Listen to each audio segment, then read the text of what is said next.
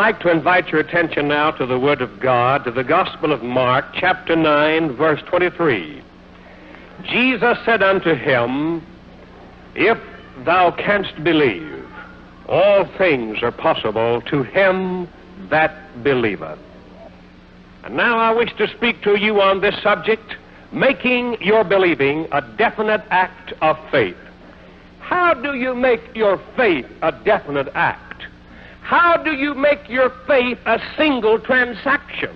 How do you bring it to a grand climax? How do you reach the point when all of your believing becomes one single act of faith in God? How do you do that? You do it in the first place by acting upon evidence.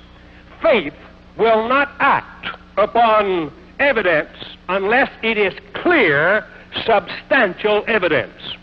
Now, let me illustrate it like this.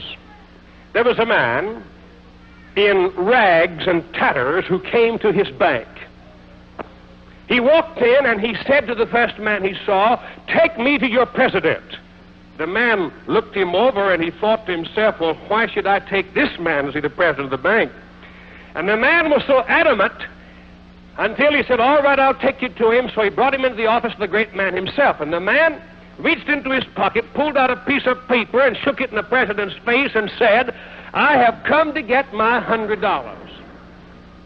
The banker said, what $100 is that, sir? He said, the $100 that you promised me. Well, he said, I don't recall meeting you. Just when and where did I promise you $100?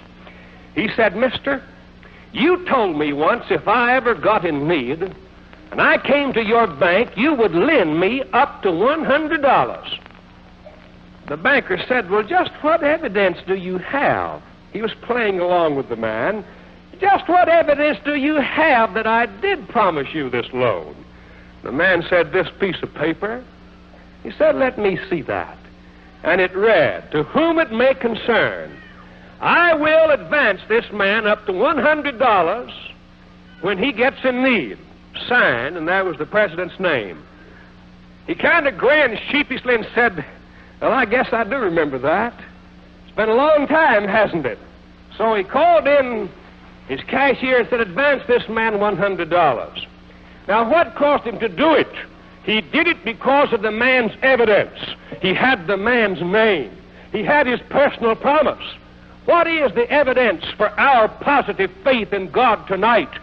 Our evidence, first of all, is God's personal promise. God's own promise. When he said, I am come that they might have life, and that they might have it more abundantly. Now, what is life? Life is salvation. Life is good health. Life is peace of soul and peace of mind. Life is the supplying of our needs by God's abundant power. Life is deliverance from fear and frustration and inner conflicts. Life is that radiant shining of God's presence from our own hearts. It is His presence in our faces. It is that sense of release inside ourselves. He has said, I am come that you might have life, and that you might have it more abundantly. Here is God's personal promise of life. Not just life, but more abundant life. Life that makes you more than what you are and gives you more than what you have. Everyone whose life was touched by Christ was made more than what he was and given more than what he had.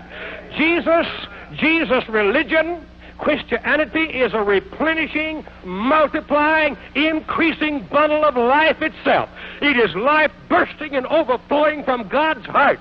It is life from that world that knows no sin or disease, brought together and put inside us, bursting forth from the seams and making us free and whole inside and out. That is Jesus' life that He has promised you and me in our generation. In order for faith to become a definite act, it must be based upon evidence. But that isn't all. We're talking now about making your believing one single act, a transaction, bringing it to a grand climax. We are discussing this idea of being able to believe so that that believing can become one definite act. And by that definite act, we can release it, and God will do the thing that we desire so very much, and we need so very much too.